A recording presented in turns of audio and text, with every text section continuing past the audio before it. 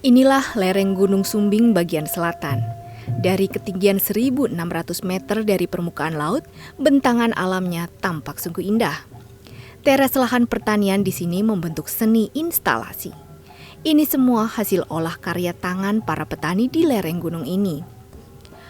Lahan pertanian membentang luas, mengepung Desa Kradegan, Kecamatan Kajoran, Magelang, Jawa Tengah ini.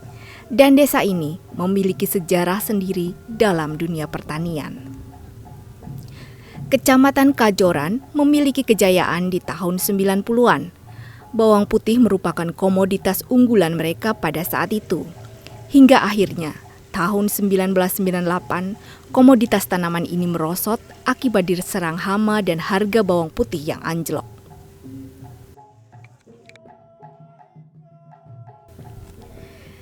Sisa-sisa kejayaan itu terlihat dari bentuk bangunan rumah mereka. Struktur bangunan rumah mereka dibangun dengan semen beton. Inilah yang menjadi saksi bisu dari kejayaan itu.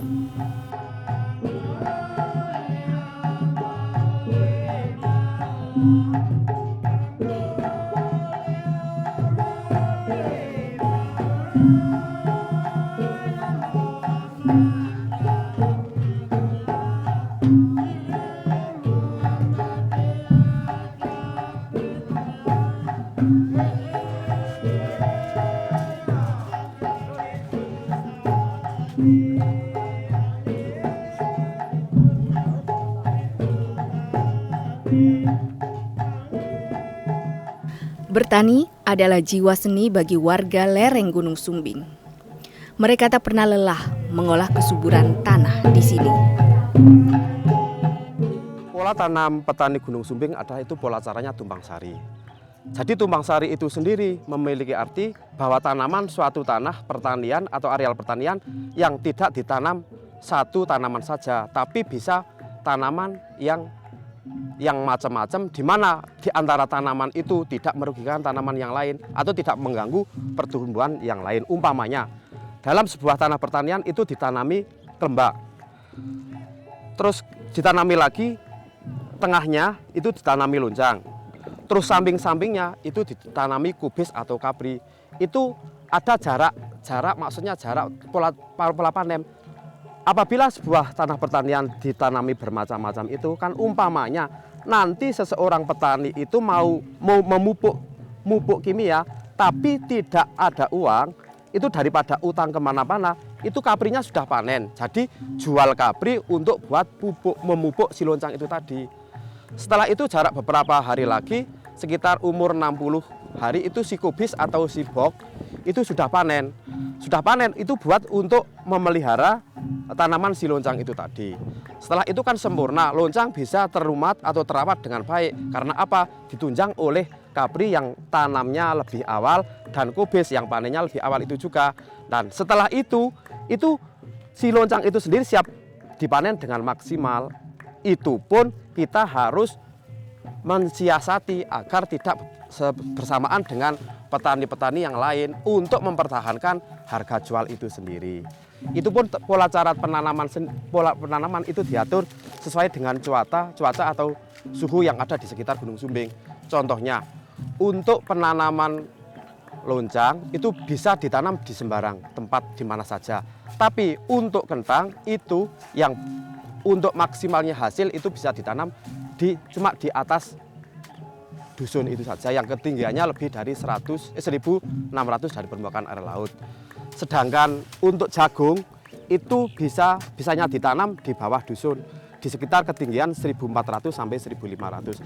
Karena apa? Untuk ditanam di daerah yang atas dusun itu nanti sampai waktunya tanam sampai panen itu sekitar 9 bulan untuk di atas. Tapi untuk di bawah itu 6 bulan sudah panen.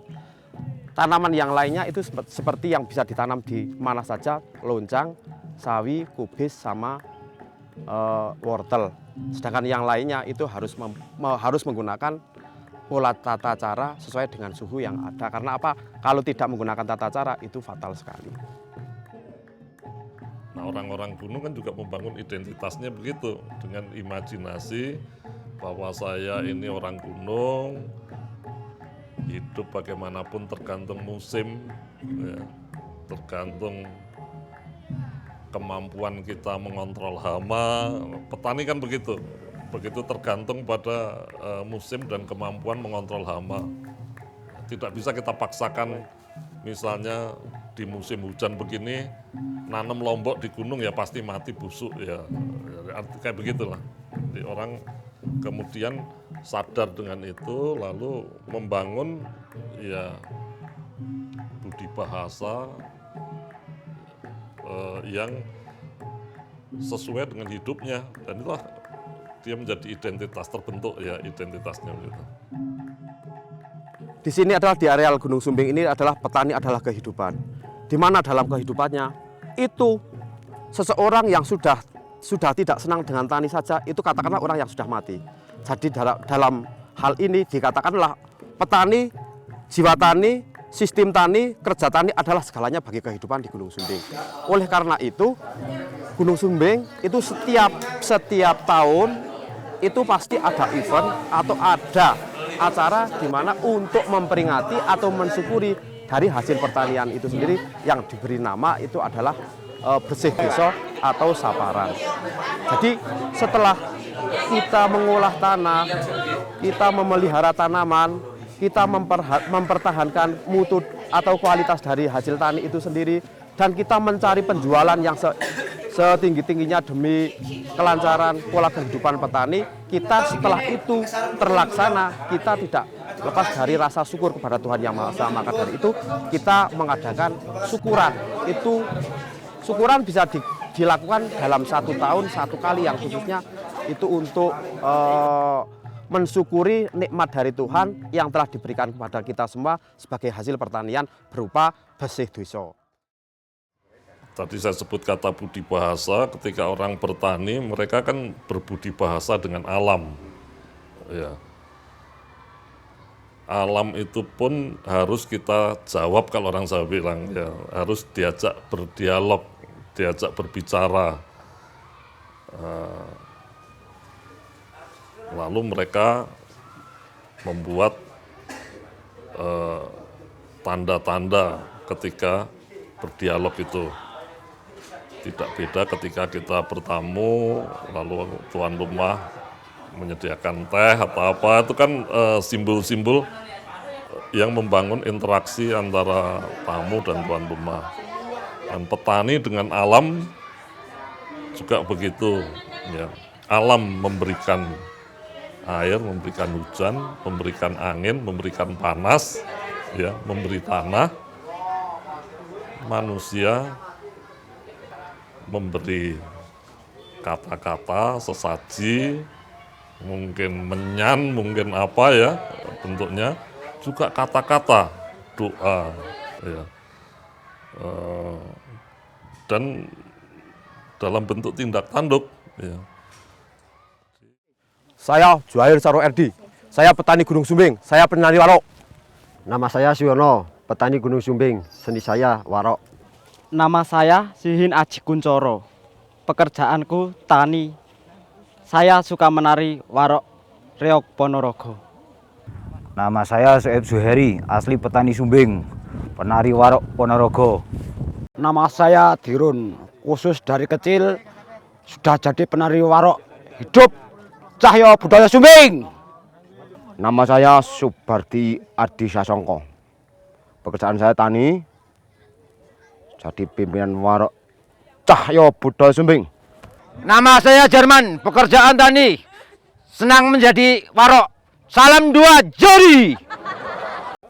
Nama saya Sarpin, pekerjaan tani, saya suka nari reog Ponorogo. Hidup! Hidup baik.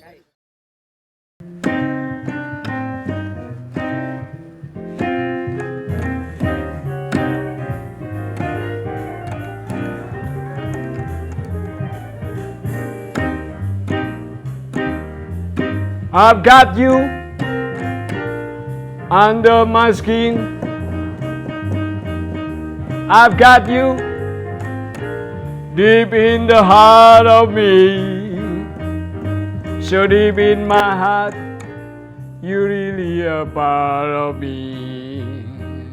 I've got you under my skin.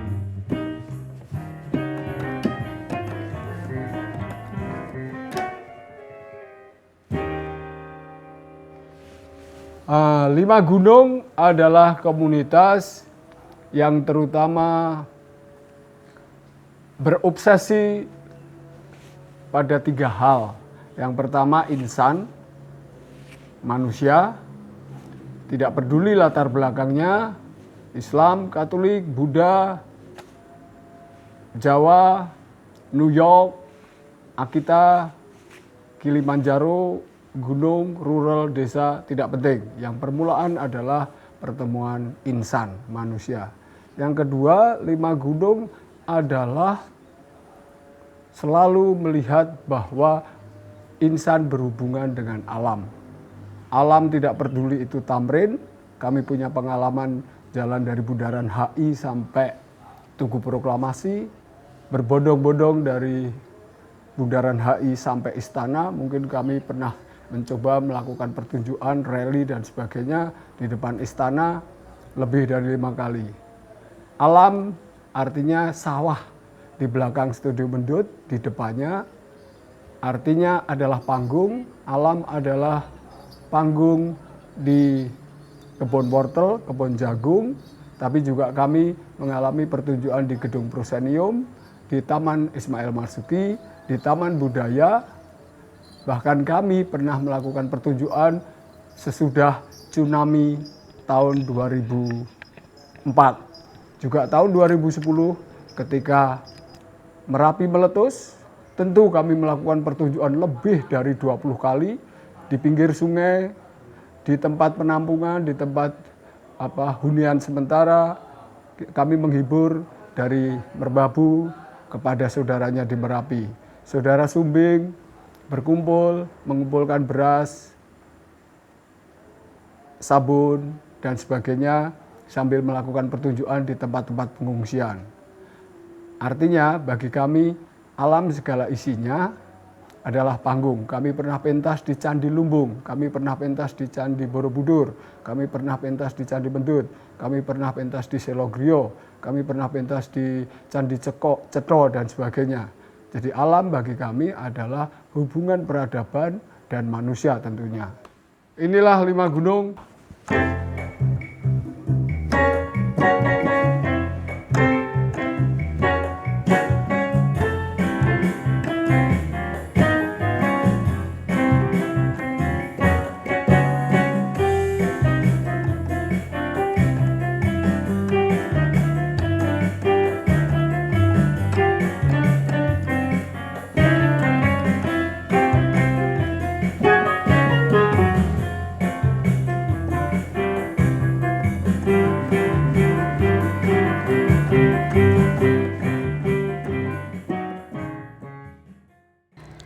Komunitas 5 Gunung ini kan bentukan baru sebetulnya. Saya kira diantaranya ya Mas Tanto Mendut itu yang mengkreasi orang-orang di gunung-gunung itu masih mempunyai perhatian kepada kesenian. Ya ketika dunia di luar itu di dataran ini, di pantai-pantai, di kota-kota besar hidup sudah didera oleh pasar dan ya perpecahan-perpecahan golongan tak apa gitu ya. Nah orang-orang gunung ini kan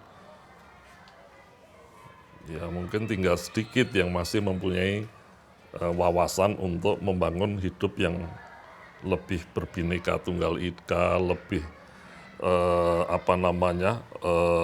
lebih legowo, lebih longgar hatinya, ya lebih toleran. Nah, orang-orang ini kemudian punya inisiatif membangun satu komunitas yang mereka namai komunitas 5 Gunung. Kalau dalam tradisi tekstual, saya kira nggak ada istilah komunitas 5 Gunung, itu nggak ada. Jadi ini kreasi baru dari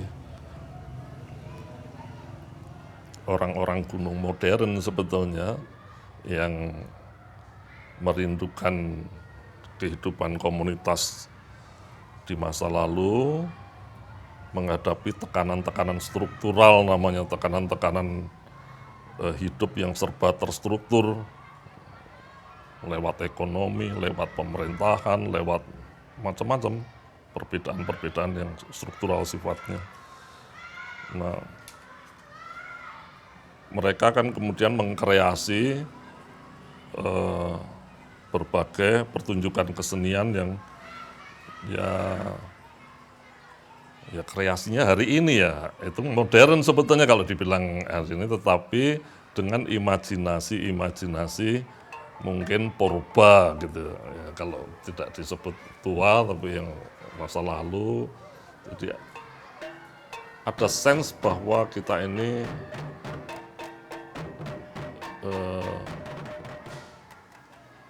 hidup tidak boleh hanya mengandalkan kepada keduniawian, pada pasar. Nah, orang-orang gunung itu paham betul hubungan mereka dengan alam, hubungan mereka dengan Sang Pencipta itu merupakan naluri yang terpelihara atau masih terpelihara lah ya. Di sana sini juga sudah rusak juga. Ya. Tetapi masih ada orang yang menyadari karena ya sehari-hari hidup kan hanya di sekitar rumah, di kebun, dari sawah. Tergantung hujan, jalan pun juga tidak bisa kita lalui sepanjang kita mau kan ya. Kalau hujan licin ya di rumah misalnya gitu ya. Tidak bisa kita paksakan kehendak kita. Kalau kita tinggal di gunung itu, kita harus bagaimanapun bersahabat dengan kahanan, ya, dengan situasi alam yang terus berkembang. Bahkan angin pun kan beda, angin gunung sama angin di sini. Ya.